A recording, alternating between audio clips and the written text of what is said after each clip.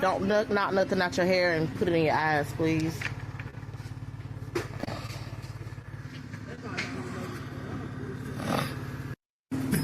I can't believe it. Y'all, please don't knock nothing out your hair and put it in your eyes, please.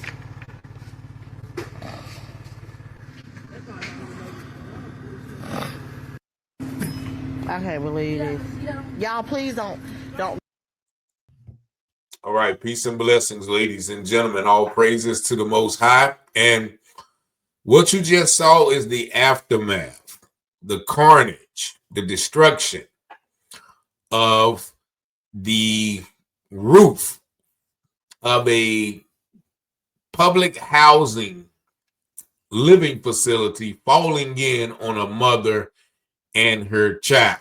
Now, this happened in Goldsboro, North Carolina, in the Little Washington section of town, in which these apartments, living dwelling places, single family dwelling places are owned by none other than the Goldsboro Housing Authority, which is actually not a government entity, but a nonprofit organization. Now, if you follow this channel last year, we did a few reports on some of the unsafe, unhealthy living conditions of these areas, where residents complaining of mold being painted over, holes being patched over, all sorts of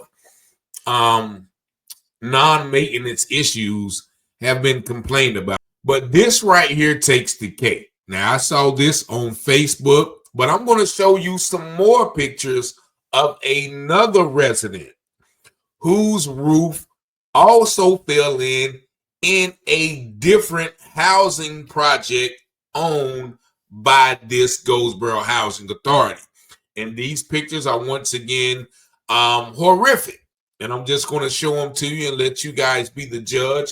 Now, this was posted this weekend. This just happened this weekend, evidently, where you see the mother and her children outside on the porch wiping off debris from their hair. And the mother telling them, look, don't get any of those things in your eyes. Now, we all know this is what this particular apartment looked like, where the roof fell in on all of their belongings. So I don't know what the particular situation is with this case, but I do have some firsthand information that I want to share you about this particular case. Now, these are two separate apartment facilities that I want to show you. Now, this also happened to a young lady some months ago or some weeks ago that lived in Fairview Homes Apartments, which is also a public housing entity owned by the Goldsboro Housing Authority. Take a look at these pictures. Now, that is the actual hole in the roof where the ceiling came down. You can see that pink stuff that looks like maybe insulation or asbestos. We don't know. There is another view of the same, hole in the wall or in the roof. You see there. Now, this is the actual floor. Now, what you're seeing on the left-hand side of that picture is the actual ceiling that came crashing down. And you see all of the the pink and white debris all over the children's clothes, bedding, belongings, so on and so forth. Now, here is the other picture of, once again, the ceiling hanging down from a sideways point of view. There is, once again, more evidence of the ceiling crashing down. And the lady says she just so happened to move the children's bedding before that happened. And here we have another picture which highlights the debris in the room. And lastly, here is a picture of this lady's computer in which it was cracked when the roof fell. Now, what's sad about this occasion, this particular incident, and I don't know the resolution that was given in the other instance, but in this particular situation. The young lady was moved out of that apartment with their kids. They gave her a hotel room for a day. And then after that day, they immediately placed her in another housing area in town, owned by, once again, the Goldsboro Housing Authority. However, this young lady was offered no form of compensation for her, first of all, her inconvenience, first of all, for her loss, but also for her health and safety of her children. Like many of the items that you see or seen, have been contaminated. If anybody knows anything about a roof caving in, there has to be some sort of mold, some sort of water damage, some sort of even bacteria or parasites that have been eating at the structure, the sheetrock, the wood, to cause those things to fall. So anything that has been touched by anything of that ceiling coming down could be possibly contaminated, is not suitable for inhabitation, meaning clothes, bedding, anything that has came into contact with that infected roof or in anything, associated with it, whether that's, asbestos or whether that's, what do they call it? Insulation, whatever it is, nothing that has touched that should be used by humans anymore. And like the mother said with, the children, don't, when y'all wiping that stuff out your hair, make sure you don't get any in your eyes, because once again, we don't know what has been up there, what has caused that roof to fall. So these are two separate incidents. Now, the other incident, I went down to advocate at the headquarters of the Goldsboro Housing Authority, and I spoke to a person. I told them who I was and, what I, the resident, stayed at this location, and, this had happened, but she hasn't received any compensation, any recompense. And the lady told me, well, I can't talk to you unless, you're not on the list, or on the lease.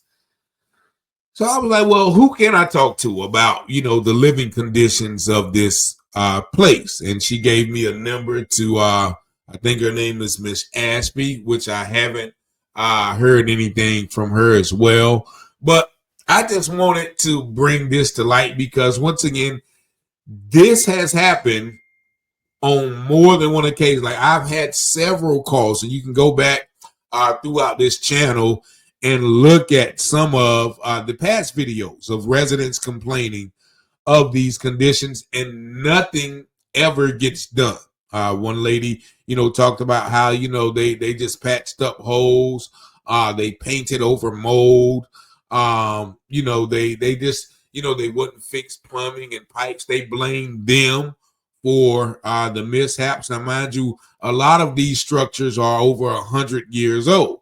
Like some of my, my father's grandmother lived in some of these structures in the early 1900s. So they are literally just patching up and holding on to these places by a wing and a prayer, and not really doing anything to keep the residents safe. So I wanted to highlight this.